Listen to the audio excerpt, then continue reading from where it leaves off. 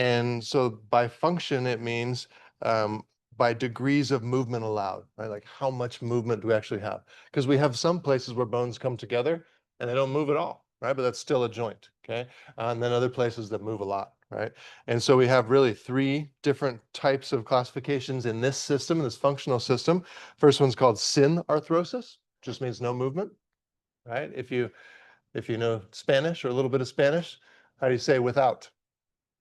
Seen, right? So it's the same root, right? Without movement is what it is, right? So there's no movement here, right? So that's a synarthrosis joint. We have one that's kind of in the middle of a freely movable one and one that doesn't move at all, right? So amphiarthrosis, same thing as like amphibian, right? It's kind of does both land and water, right? This is the same thing. It doesn't move, but it does move a little bit, right?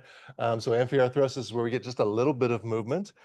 And then lastly is a freely movable joint, which is a diarthrosis joint. And those diarthrosis joints have a lubricated joint cavity. Okay, so take a sec and just with the people on your team, decide which one you think is which. Label each of these with the letters. There's 4 joints there, but 3 options. Okay, and send in the number of one that you think would be an amphiarthrosis joint, a slightly movable joint. So chat about that with your teammates and send that in when you're ready.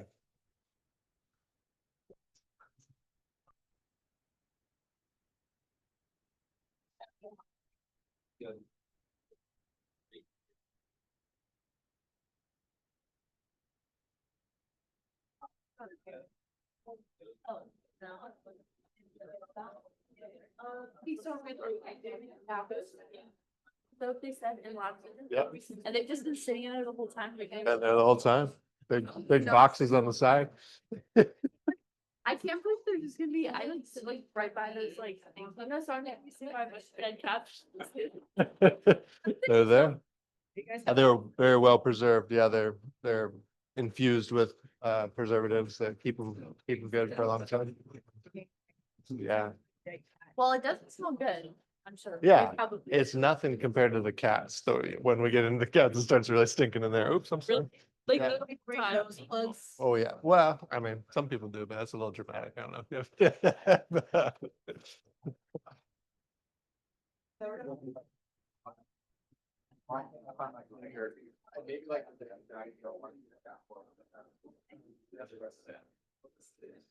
Is this one saying the joint between these two? Or is it saying that? Tibiofibular joint. Yeah. Yeah. I'm like, because I'm like, Like, what is that joint? Yeah. I'm like, Yeah. All right, go ahead and send that in.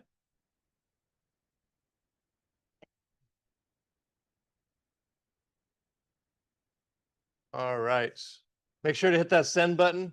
Looks like there's maybe 8 or so more of you still to send it.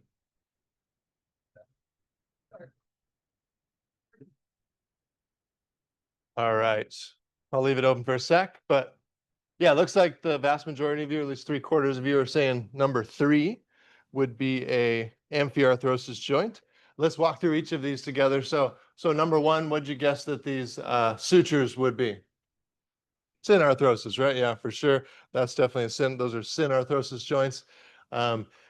In babies, those joints move a lot more and there's a lot of space between them, but then they fuse up and solidify later on, and then they don't move at all. The next one there is the hip, right? So that's a very movable joint for sure. That's definitely a diarthrosis joint. Most of you said that the joints between the vertebrae would be amphiarthrosis joints, and that is correct for sure. And then lastly, we have this little one here, which we don't think about that joint much, but that's the joint where our fibula and tibia come together, right? So our tibiofibular joint, that's called our distal tibiofibular joint. And when someone gets a high ankle sprain, if you've heard of that injury before, a high ankle sprain injury, that's what's damaged, is this joint right here. And that is another example of a amphiarthrosis joint. So you could have said 3 or 4 for your answer there. Some people put 34. Got it. Perfect. Okay. Questions about those at all? And maybe just let me say a couple things about the lab and the use of human donors to study anatomy, because that's what we have the privilege of doing here in this class, right?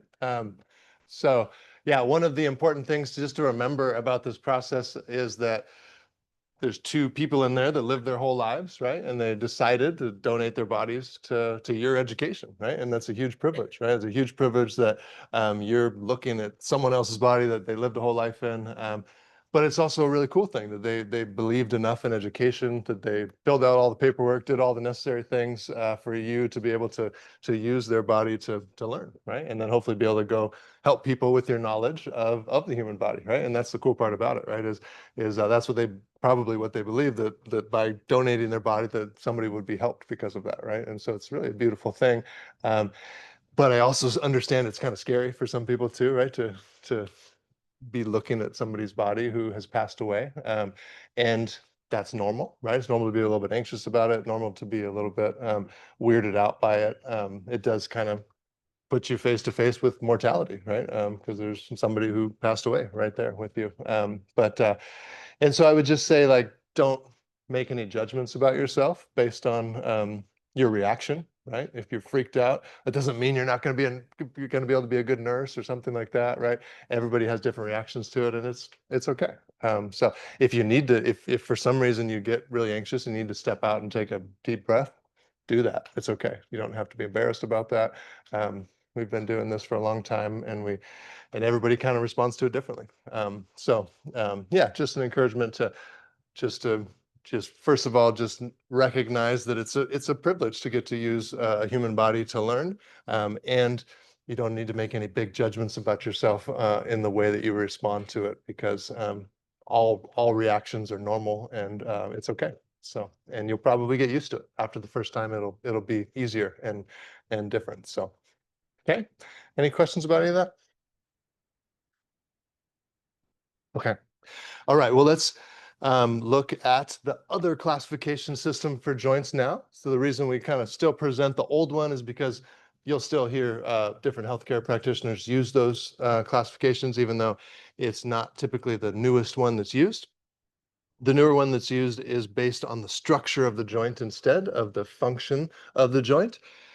And so there's the main criteria are what type of connective material binds the joint together. Okay, that's the first criteria for how we classify these joints.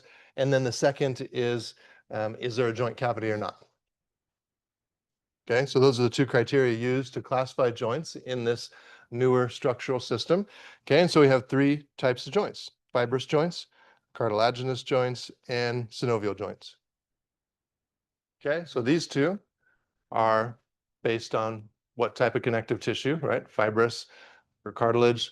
And then the third one is the presence of a joint cavity. Synovial joints have joint cavities. Okay, so let's talk about each of these. So we'll start with the fibrous joints, and then within these, there's kind of subcategories of each.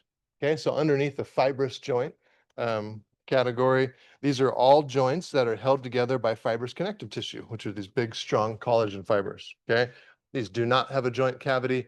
If we were using the old system, both synarthrosis and amphiarthrosis joints would fall under this category. And we have three types. We have the suture, right, which is the bone edges actually kind of interlock each other, right? And then there's short, thick, strong fibers that hold everything together, okay? And there's no movement at all. Then we have what's called a syndesmosis joint, which the fibrous tissue is longer, and it looks a little bit more like a ligament. There are ligaments that hold this together, okay? But there's some level of movement, but it varies depending on the type of joint. Okay, and then lastly, the one that falls into this category is a gomphosis joint, which is a tooth, right? It's how our teeth are held into our bones. Okay, so those are the three options for fibrous joints. Take a sec and decide which one is which here. Go ahead and label those. And then on your clicker, send in the one that you would say is a syndesmosis joint.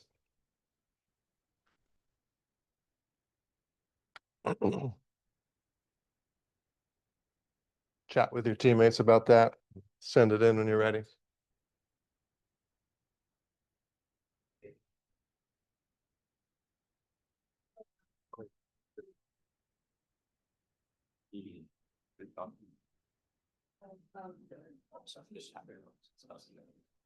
Okay.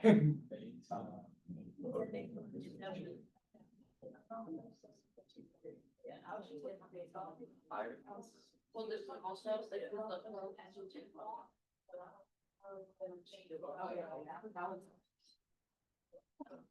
see, it's so good, like, I like.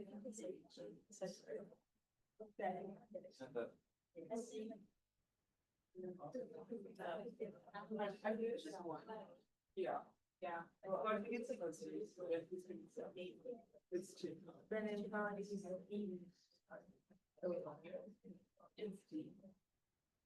All right, so putting that letter in, give you about 10 more seconds here.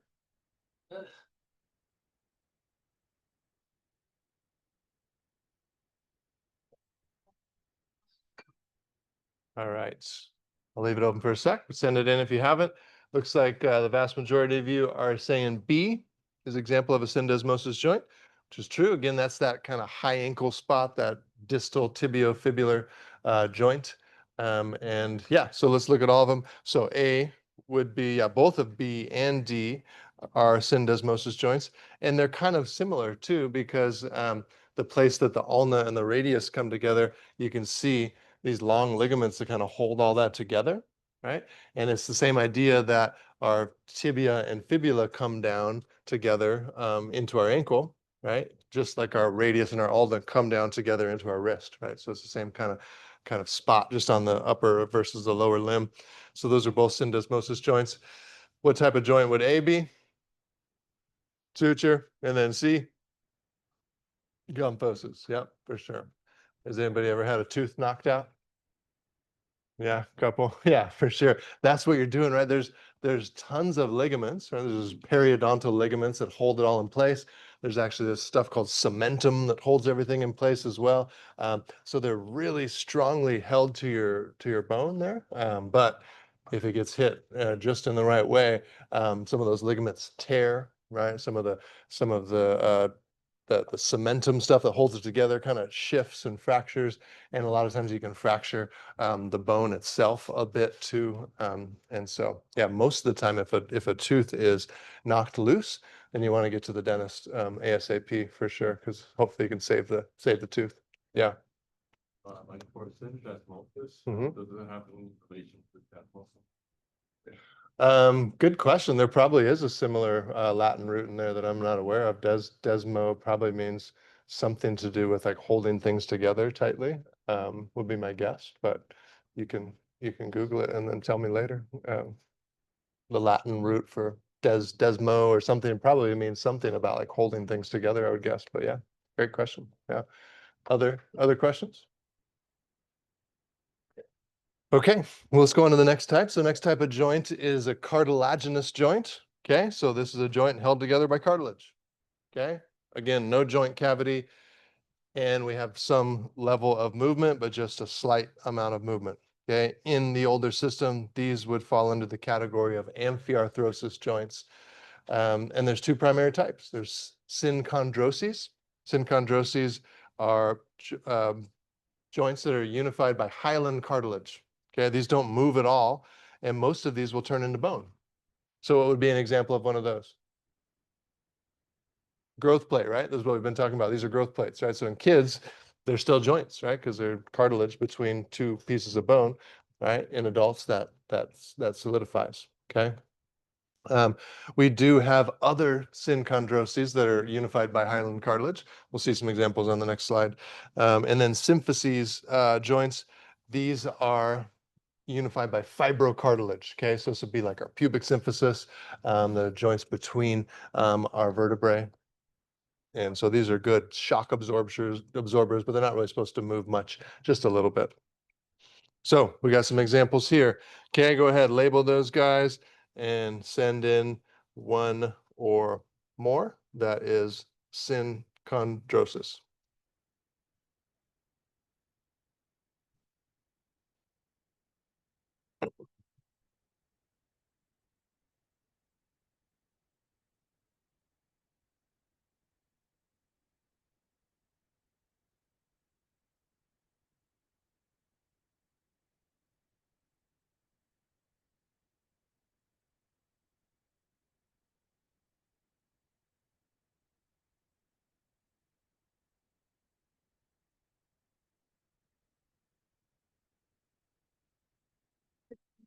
I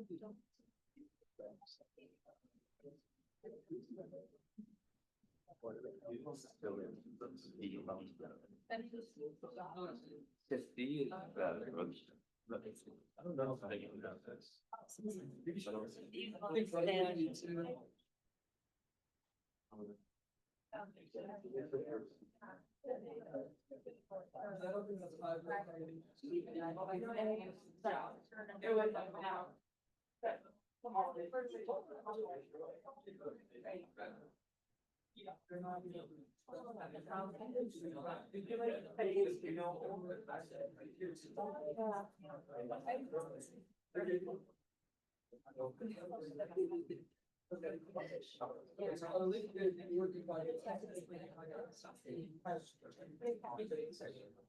All right, go ahead and send in your answer or answers.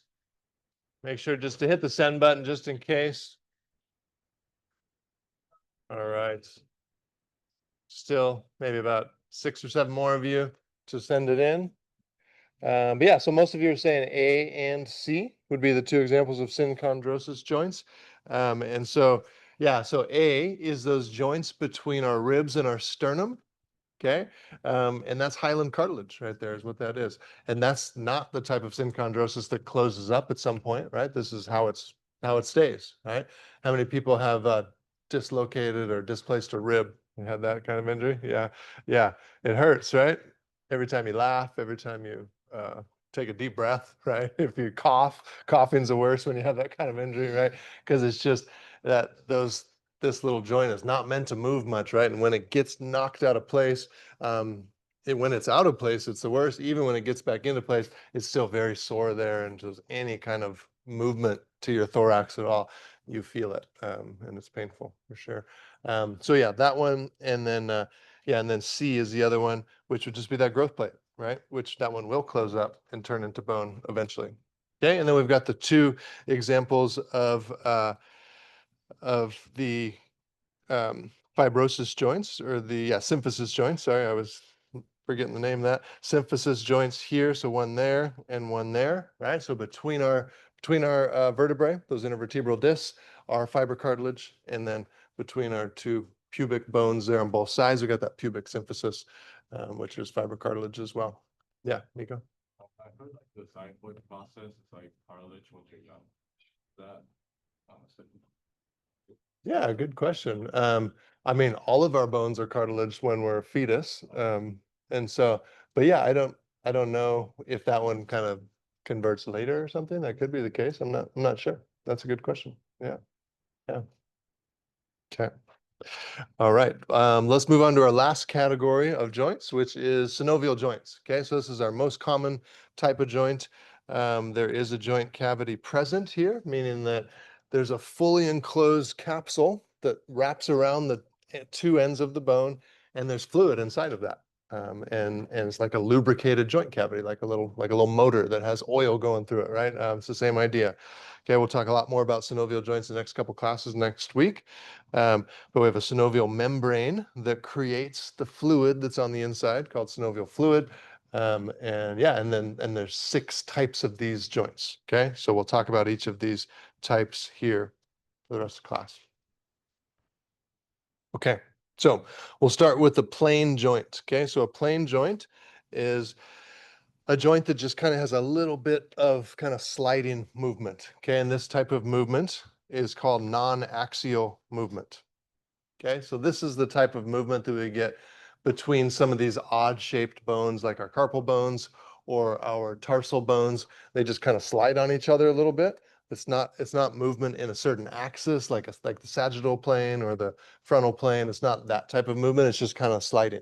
We get the same thing in our facet joints. Our facet joints are the joints between our vertebrae, but in that posterior part.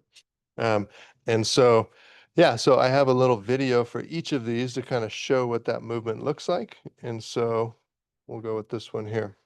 So this is The vertebrae of the spine move against each other as gliding joints.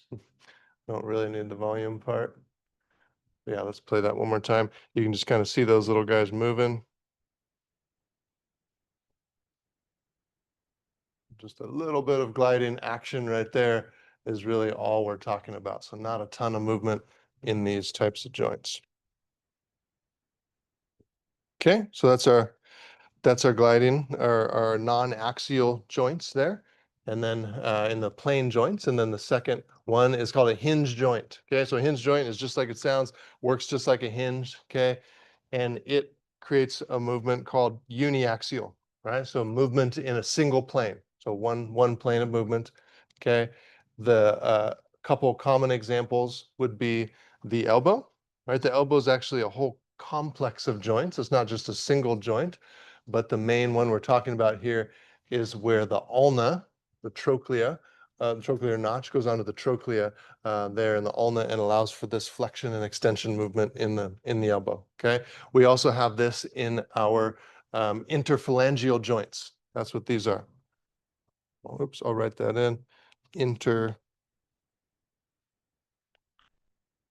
Interphalangeal joints. Right, so these are our finger joints. We typically just have two, unless we're on the thumb, then we've just got one. Okay, that doesn't include the metacarpal phalangeal joints. Those are different. But these two up here, we can only move those up and down. Right, can't move those any other direction. They can just go up and down. Okay, so those little hinge joints. So we'll see a little video on that one. This one here. So there's the elbow. You can see that trochlea and the trochlear notch, allowing for that hinge type movement. Okay, so we got that one, and then move on to what's called a pivot joint. Okay, so a pivot joint is a joint that allows for uniaxial movement again, so axis movement in one axis in one plane. Okay, and the common example of this is the up in our neck, up the joint between C1 and C2, right? That atlas and axis, right? Where we have that dens articularis that sticks up in from C2 up into C1 that allows us to move our head like this, right? Okay, so uniaxial, most of the movements with these types of joints are occur in the transverse plane, right? Those rotational movements that occur there. Let's take a quick look at that one. I think it's pretty similar to what was going on the slide there. Yeah, so we can see that there. Okay. All right. Okay, next one's called a condylar joint. So condylar joint is our first joint that allows for movement in two different planes. Okay, so it's a biaxial joint. Okay, so two axes of movement. All right, so this would be, one example would be our metacarpal phalangeal joint. So these are like our knuckles. When you think of your knuckles, right? Those are the metacarpal phalangeal joints. Not only can you do flexion and extension, right? But you can do abduction and adduction too. You're a bad boy, right? You're naughty. That's yeah. So you can do both, right? You can do flexion extension, and you can wag that finger side to side, right? You can't do that with your interphalangeal joints, right? They don't do that, right? But the metacarpal phalangeal joint does, right? It's because it has this rounded shape to it, which allows for those two different movements, right? Our wrist is the same way. This is a condyloid joint too. It's a little bit more complicated because you've got two bones, the scaphoid and the lunate, that interact with the radius there, right? But it does still create that one joint that allows for flexion extension, right? Allows for adduction and abduction there of the wrist. Okay, so let's take a quick look at that. So that one is condyloid. Here we go. This is using the wrist as the example, right? We got abduction and adduction. We got flexion and extension. Okay, questions on any of these so far? Okay. All right. Then we've got what's called a saddle joint. Okay, so a saddle joint also allows for biaxial movement. Okay, and one example of this is the carpo-metacarpal joint in our first finger, right? Which is our thumb, right? So a little bit different. Still allows for those two planes of movement, but it has this kind of saddle to it, just like how a saddle goes on a horse, like around it, like that, right? It's the same idea with this. We have kind of two structures that come together like that. So it allows for movement this way and this way, right? And so that's why we can do some more interesting things with the thumb, where we can do more of like rounded movements. And yeah, so then this one, where's that saddle joint? There it is. Yeah, so just a little bit different shape. We can do flexion, extension, we can do abduction, adduction, but just in a little bit different movement. Okay. And then lastly, we've got a ball and socket joint. So ball and socket joint allows for multi-axial movement. Okay, so this allows for movement in all three planes, right? With our shoulder joint, we can do flexion, we can do extension, we can do abduction, we can do adduction, we can do rotation, internal, external rotation. We'll learn all those movements pretty soon, but allows for lots of different movement, right? So we can see that here. There's our ball and socket. Here it is. So here's our shoulder, right? So we can see all kinds of different movements here. Yeah. How many people have dislocated their shoulder? Got a lot of joint problems. Yeah. Yeah. It's a painful thing for sure. And then it tends to keep happening too after you've done it once, unfortunately. Once your joint kind of gets loose, tends to happen more than once. But yeah, the shoulder joint in particular is the joint with the most range of motion of any joint in our body, right? So gives us lots of movement, lots of ability to do high speed movements with that joint, but it's also very prone to injury too because of that, right? So, okay, clicker question here. You can put in more than one. Which of the following types of joints allow biaxial movement? Chat with your people on your team and send in your answer.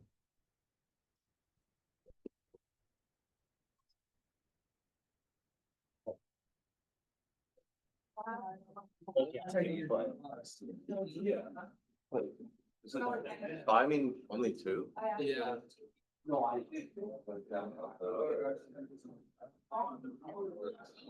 Okay, you're done.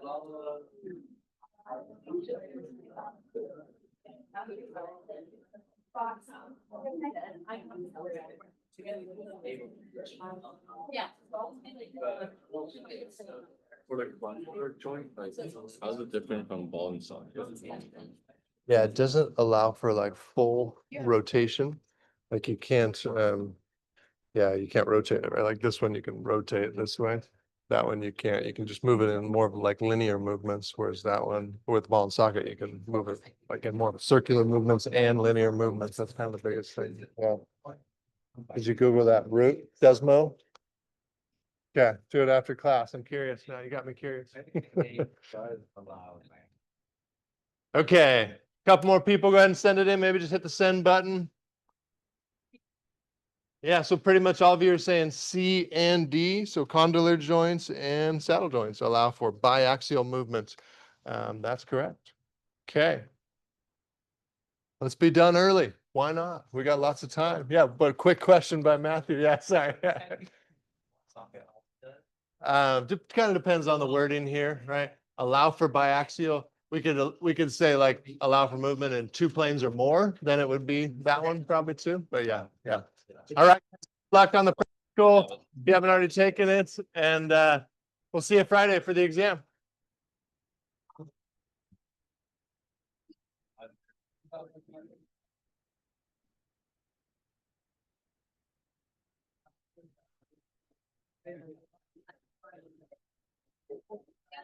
All right. Bye.